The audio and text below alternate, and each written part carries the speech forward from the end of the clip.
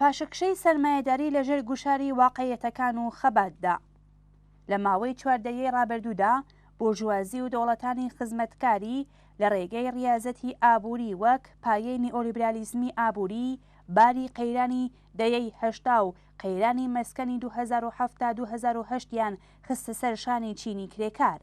بارگرانی ئەم قەیرانە لە ئەمریکا لە سەرەتادا خرایە سەر شانی کرێکارانی ڕەشپێست و کۆچبەرانی ئەمریکای لاتین و لە ئوروپا و شوێنەکانی دیکەی دنیاش هاوکات و بەل لە هەمووان خرایە سەر شانی کۆچبەران. لە ئەنجامی ئەم کردەوە سیاسی و چینایەتیەی بورژوازیدا نابەرابەری بەرینی ماڵی لە نێوان کرێکاران و سەرمایەداراندا سەری لە ئاسمان داوە.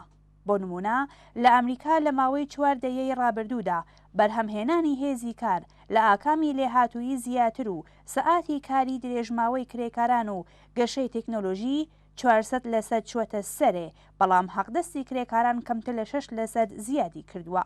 جیاوازی ئەم نابەرابەریە لە پەنا تریلیۆنەها دۆلار یارمەتی دەوڵات، نەدان و یان دانی نیوەچڵی ماڵیات، بڕینی یارمەتیەکان و بیمەی دەوڵەتی و کۆمەڵایەتی، قومارکردن لە بازاڕەکانی بورس و هاوشێوەکانی، چوەتە گیرفانی سەرمایەداران و بەتایبەت 1% سەرووی ئەوانەوە.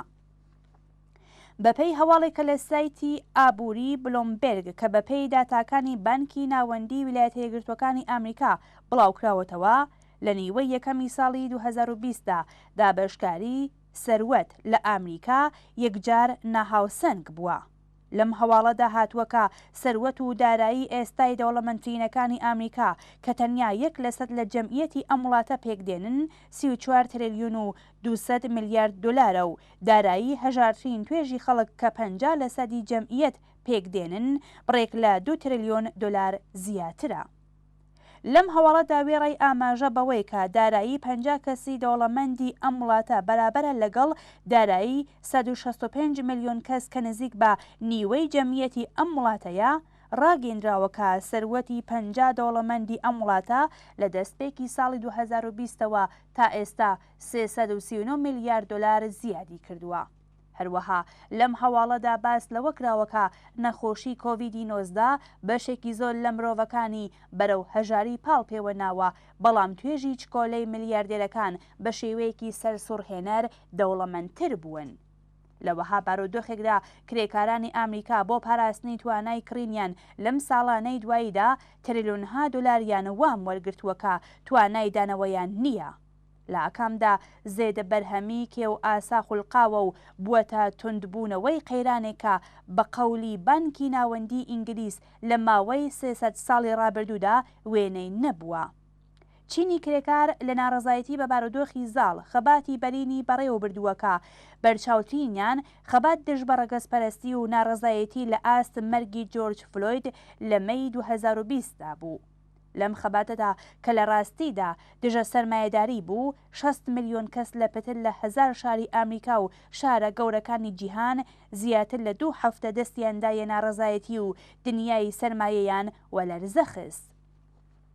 خەباتی کرێکاری و جەماوەری و قەیرانی زێدە بەرهەم بوو بەهۆی ئەوەی کە بورژوازی لە ئەمریکا و وڵاتانی دیکە ناچار بێت تا گۆڕانکاری بنەڕەتی لە سیاسەتە ئابوووریەکانیدا پێک بێنێت. ئەوان ریازەتی ئابووری، خصوصی سازی، فریزی هەقدەستەکان، چکۆلەکردنەوەی دەوڵەتەکان، کەمکردنەوەی ماڵیاتی سەرمایەدارە گەورەکان و کۆمپانیە زەبەلاحەکان و گشت بازاڕی بەناو ئازادیان بە شێوەیەکی کاتی وەلانە.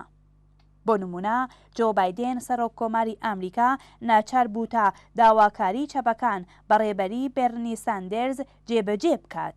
چەپەکان بەتایبەت لاوان کە زۆربەیان لە ئامارەکاندا دژایەتی خۆیان لەگەڵ نیزامی سەرمایەداری ئەمریکا نیشانداوە، خوازیاری بردنەسەرەوەی لانی کەمی حەقدەستەکان لە 7 دلار و 25 سنتەوە بۆ 15 دلار بوون و داوایان لە بایدێن کردووەکە دەست لە ریازەتی ئابووری هەڵبگرێت و بە شێوازی جۆراوجۆر یارمەتی دەربێت لە پێناو خوڵقاندنی کار و یارمەتیدانی بنەماڵە ئەمریکایەکان و هەروەها خەرجی گەڵاڵەکانی لە ڕێگەی زیادکردنی ماڵیاتی خاوەنانی داهاتی سەرووی ساڵانە 400,000 دلار دابین کات.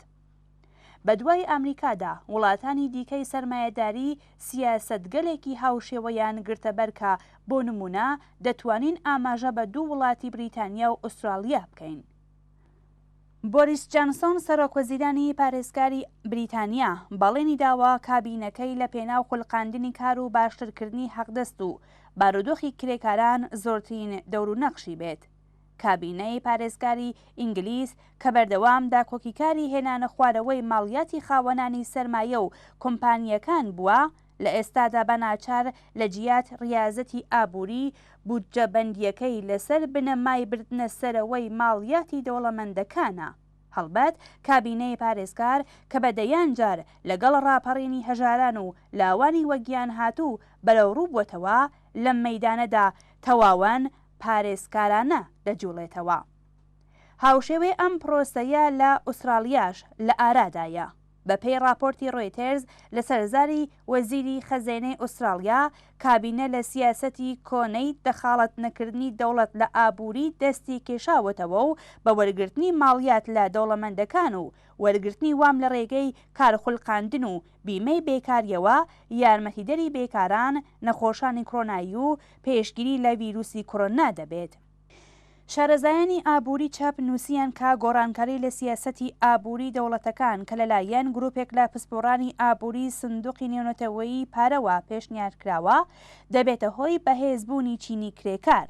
بێگومان باشەکردنی بژێ و بارودۆخی کاری کرێکاران لە کورتماوەدا بە قازانجی ژنان و پیاوانی کرێکارە، بەڵام لە درێژماوەدا دەتوانێت بەم جۆرە نەبێت. ئەزمموی دەیەکانی پێشوو نیشانی داوەکە لە هەر شوێنێک چینی سەرمایەدار ناچار بووە بە جۆرێک ملکەچی دەوڵەتی ڕفاه بێت، لە ڕێگەی ڕێفۆرمیسمەوە کرێکارانی کردوەتە دیلی مناسباتی کار و سەرمایەی زاڵ. لە سەردەمی ئێستادا کە نیزامی سەرمایەداری لە بەرامبەر ڤیرۆسێکدا چۆکی داداوە و نەیتوانی وە دەسەڵاتە دەستی ڕاستە تۆند ئاژەوەکان بۆ نمونە لە ئامریکا بپارێزێت، تەنیا لە ڕێگەی خەباتی ڕێکخراوی چینی کرێکار کە ئاسۆی سۆسیالیسمی لە پێش بێت دەکرێت هیوادار بین کە پاشەکشەکانی بورژوازی لە بواری ڕێفۆرمە ئابووریەکان سەرنجام شۆڕشی ئابووری کرێکاران و ڕزگاری ئەم چینەی لە دیلیەتی کاری بەکرێ گرتا لێ دەکەوێتەوە.